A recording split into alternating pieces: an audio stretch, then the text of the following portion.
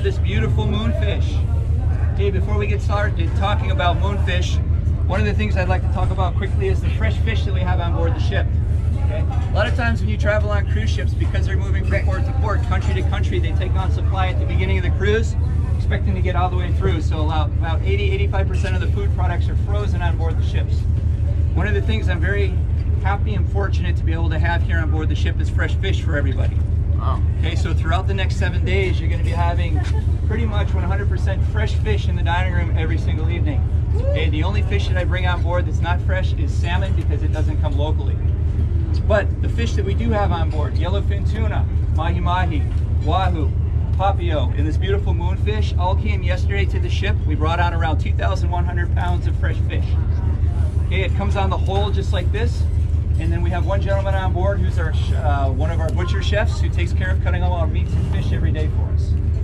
Okay, so tonight we have on our menu a feature called Moonfish, which is a local fish. Not too many people are familiar with it. If anybody is from Hawaii, I don't know if anybody from Hawaii today maybe? No? Okay. Or the west coast of the United States, sometimes on menus you'll see the word opa. Okay, opa is moonfish. Okay. This moonfish alone, it weighs just over 100 pounds, maybe about 110 pounds. Honestly, it's one of the smaller fish. On the average, they go around 200 pounds. Okay? The biggest, the one that I've researched the most anyways, to come across, the biggest catch I've ever had for moonfish was off the big island of Hawaii at 600 pounds. Okay. The 600 pounder? Yeah. Probably 30, 40 years old, I would think, I guess. I don't know, maybe several years, I guess. I'm not really sure, to be honest with you. The local fish we have on board right now is coming from the Tuamotu Islands area. That's where the fishing is going on. This moonfish is actually quite a unique fish. It looks like a large disc. Okay, believe it or not, it swims vertically in the ocean. It's an open water fish. It does not school with other moonfish. So when you're out in the open sea, the only chance you'll ever see a moonfish if you come across yellowfin tunas. Yellowfin tuna tend to be protection for the moonfish, and the moonfish in the open sea just outside the reef here are great prey for the shark. They love to eat it. So the moonfish a lot of times will hide within schools of yellowfin tuna. So typically speaking, if you go fishing for yellowfin tuna, there's a possibility that you might catch one of these. Okay? Swimming depths anywhere up to about 600 feet from the surface down. And food source, they typically eat squid. Okay. Sometimes krill, I've read about them eating krill as well, but locally around here, mainly squid. Being that it's a disc fish, it has the same bone structure as halibut or flounder or something along those lines, sole. So you have one main spine that goes right down through the center of the fish, and then you have the pin bones that go this way across the fish, which separate out 4 fillets. So you have 2 on the top and 2 on the bottom. The top 2 fillets are going to be used for dinner this evening for everybody. Okay? Believe it or not, I'm going to yield roughly 70 portions out of this one fish. Wow. Okay? I do have 2 on board, so we can cover everybody. But we do roughly about 70 portions. The bottom 2 fillets are a little bit of a challenge to work with, because with it being an open water swimming fish, the silver skin and sinew and the muscle tissue build up very heavily in the bottom of the fish. And so these 2 fillets tend to be very, very tough. So what I will do with that is remove those from the bone later on this evening, cut them into small pieces, and use it as garnish in soups. Okay? If I was to take and actually put it on the grill and try to grill it, it would be very tough to eat, and it would be unpleasant, and it would be a lot of complaints, and I don't want to deal with that. Bone structure, we take the bones afterwards, we cut the bones up as well, and then we put them in the soup pot to make stocks and bouillons and things like that as bases. So we have pretty much 100% yield on this when it comes to cooking. Okay, so there's not a lot of waste. One cool thing I like to show, here in French Polynesia, commercial fishing as I know it, I'm from the United States, does not exist here. So you don't have large trawlers that go out and fish tons and tons of fish at a time and bring it back and put it on the open market to sell or export. Here you go out fishing and bring it back, you put it on the local market, you sell, you go out the next day, you go fishing again. Okay, so we're very fortunate here. So that's why we're able to have the size and variety of fish available to us on a weekly basis. When typical fishermen around here go out to go fishing in the afternoon, such as this time of day, they'll take their 30-foot boat out, maybe 2 or 3 guys will go out, They decide they want to go fishing for mahi, or they want to go fishing for wahoo or tuna. And instead of having all these big fishing poles and trolling along, they actually just have spools of fishing line with hooks attached to it.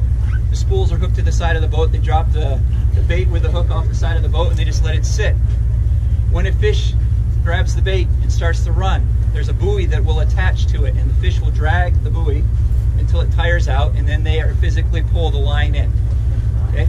So it could take a little while to do it. But the interesting thing is, with the variety of fish and the quantity of fish in the open sea here, if you go out early in the morning, let's say sun up to go fishing, you can come home for lunch with about 500 pounds of fish on board. Okay? So it's a lot of fun, and it's very interesting to do. These hooks are kind of cool. I like to show that. I found this last week in the mouth of the fish. And I wanted to make sure we double check to make sure it's not there. I don't want to get stuck with it. What I'm going to do now is I'm going to take my knife, and I'm going to start by making a cut down through the center of the fish here to separate the two fillets. Then I'm going to take my knife and run it across the bottom of the top of the fish, all the way up over the top of the head, back around the gill, and connect the line. And by doing that, that separates the fillet. And then what I'll do is take my knife and go straight down the pin bones and follow that out, and then remove the whole fillet. And at that point, it should be about 100% boneless. Okay? Then we'll take and skin it, and then I'll send it down to the butcher shop, and the butcher will then portion it and have it ready for dinner service tonight. Wow. So the featured fish in the main dining room on deck 5, and here on the grill on deck 8 will be this fish tonight that you see here.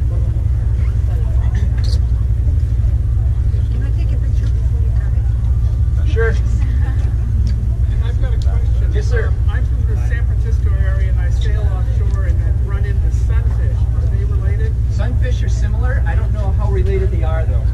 One interesting thing with moonfish also that I didn't mention is one of the only fish that's warm-blooded. So I don't know if sunfish belong in that category or not, species-wise, but they look similar. Yes. Okay. Wanted to get its face. Porque Thank you. I'll take my knife. Un par de videos sobre cuchillos. And actually, before I cut this, I did forget to mention one thing here. It's kind of funny to see how small the scales are on the sides of a fish like this. When you see smaller fish like grouper or red snapper, they have fairly large scales. It's quite interesting to see that they're so fine.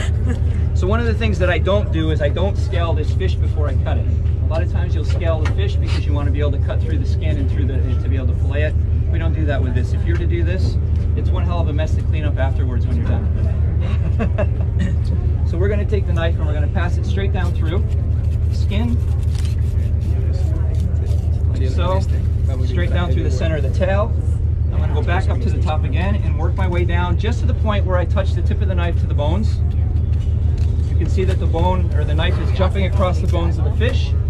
I'm not pressing too hard because if I break that bone, we will not have boneless fish for dinner. Back on this side here, we're going to cut in.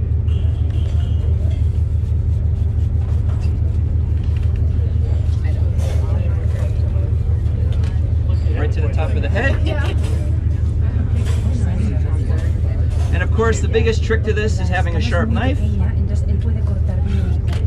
going to take and cut across the tail here.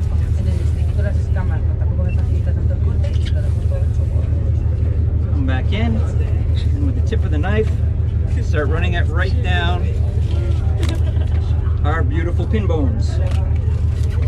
Working my way all the way to the back of the fish where the spine is, pull the top of the head. I'm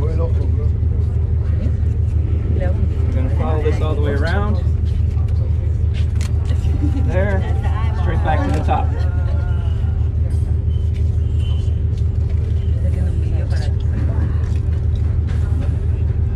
Take our small fillet knife, come across the top of the bones.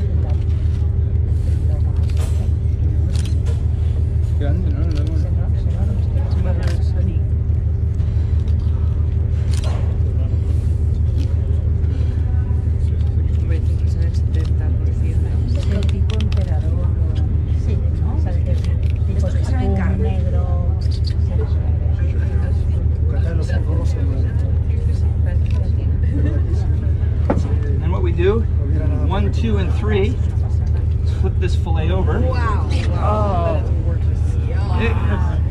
So you have this beautiful fillet of moonfish. easier to see. Okay, so it's got a beautiful kind of a pinkish color. When we cook it, it'll be more of an opaque color when it comes off the grill. Simple salt, black pepper, olive oil. That's all we're going to do with it.